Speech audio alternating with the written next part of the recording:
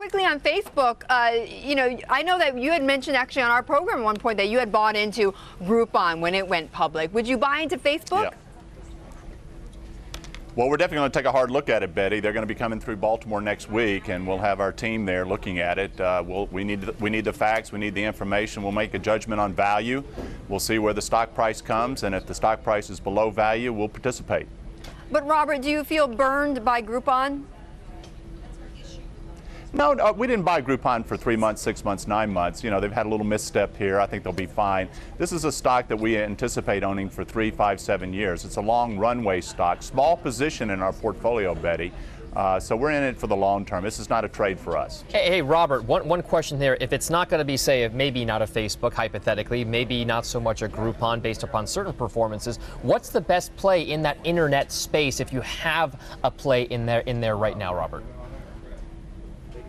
Well, there's so many different ways to play it, as you well know. You can do it from the device side, and something like an Apple, which we own in our portfolio, looks to be extremely, extremely undervalued. On a technical basis, it's a little frightening because it's run so far so fast.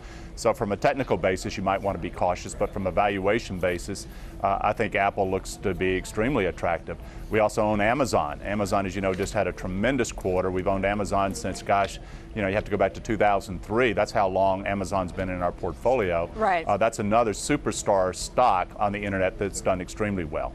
Now, Robert, I know you were there for the Berkshire annual meeting, but we had the jobs report out just a few moments ago. And, some are saying, look, the fact that you're seeing the markets kind of, holding their own in the face of this dismal report means that the markets are waiting for QE3. Yeah. What's your take?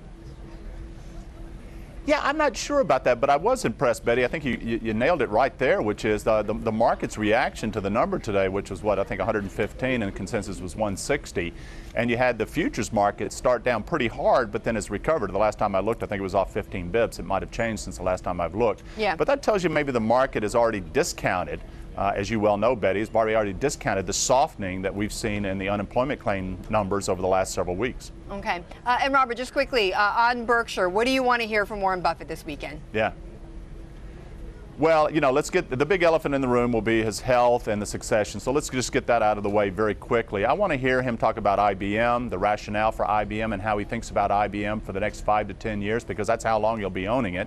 And then this is the first year, Betty, as you well know, first year that Berkshire Hathaway's economic profit before tax came from the non-insurance side of the business. It's become a big industrial business with Burlington Northern, with the Lubrizol, Mid-America Energy. The non-insurance part of Berkshire Hathaway is now the engine driving Berkshire Hathaway. We'd like to hear a little bit more about that.